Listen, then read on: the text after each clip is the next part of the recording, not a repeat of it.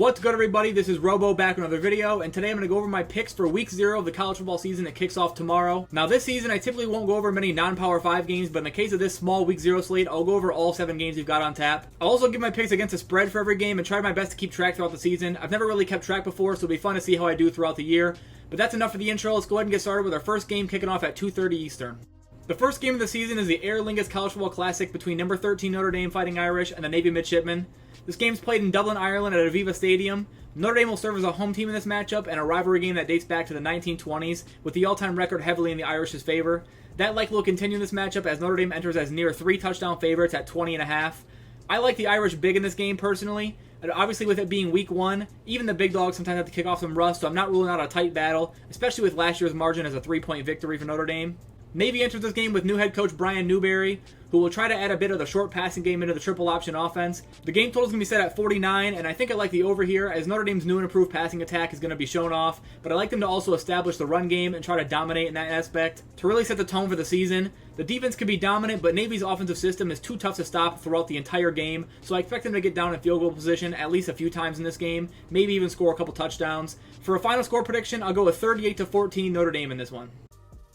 Next up, we've got Rich Rodriguez and Jacksonville State playing their first ever FBS game at home against the UTEP Miners. UTEP enters as a 1-point favorite, and I think this could be a really good game that goes down to the wire. UTEP has a pretty strong defense, but the Jacksonville rushing attack is constant and could be tough to stop in this game. JSU's defense was really bad last year, even at the FCS level, so improvement on that end is going to be extremely important in this game. Typically in games like this, the better defense really matters, but I think I'm riding with the underdog in Jacksonville State here straight up. I think they get it done in their first ever FBS game, maybe in a late game thriller. For a final score, I'll go 28-27 Jacksonville State. Next up, we got the new Conference USA member New Mexico State going up against UMass, who finished an abysmal 1-11 last season. Now, I do think UMass got a bit better. They added in former 4-star Clemson and Georgia Tech quarterback Taysom Pomachan. He's going to be the starter for this group. I still expect this UMass team to be pretty bad, even though New Mexico State isn't great either. They were much better last season and entering this one. New Mexico State runs the ball pretty well, finishing in the top 60 in the country in that aspect, but towards the very bottom through the air, attempting just 23 passes a game. New Mexico State enters this one as a touchdown favorite with a very low scoring total of 44.5 due to the lack of offensive firepower from either team. I think the total is low enough to consider the over as a solid bet, but I think regardless, New Mexico State comes away with a victory by at least a touchdown, if not multiple. For a final score, I'll go with 30-17. Next up, and maybe the best game of the week, we've got the San Diego State Aztecs taking on the Ohio Bobcats. And it was just announced that MAC Player of the Year Curtis Rourke will be starting at quarterback for Ohio after suffering a torn ACL late in last season.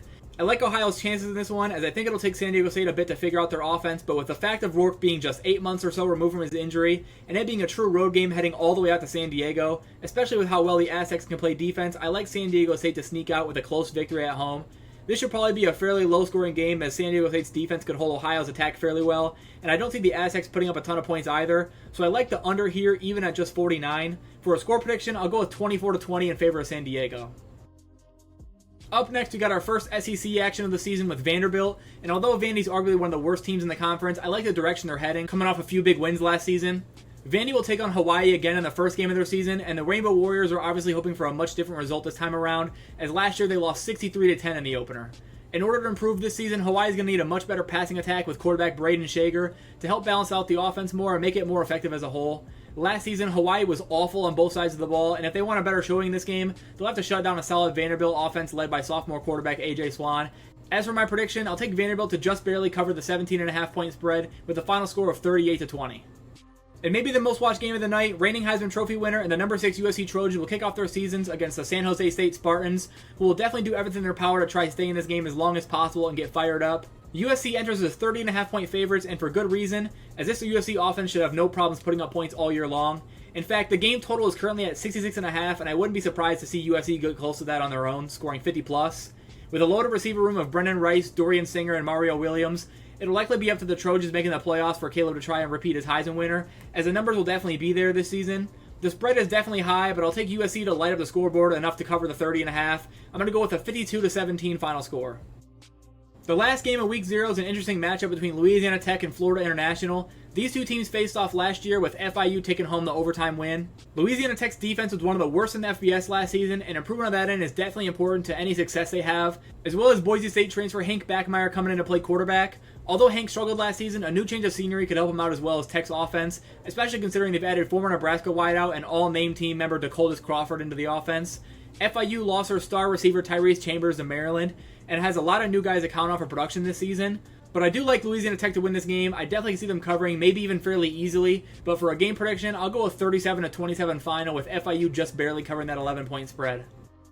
Alright, so to recap all my picks for week 0 of college football, I'm rolling with Notre Dame to cover the 20.5 point spread. I've got Jacksonville State getting their first FBS win in a minor upset over UTEP. New Mexico State covering the 7. San Diego State just barely covering their 3-point spread. Vanderbilt just barely covering the 17.5, USC covering 30.5, and then Louisiana Tech grabbing the win, but Florida International covering their 11-point spread. It's almost all favorites, which worries me a bit, but those will be my week 0 picks. With that being said, though, that'll be it for this video, guys. Thanks for watching as always, and I'll see you guys in my next video. Peace.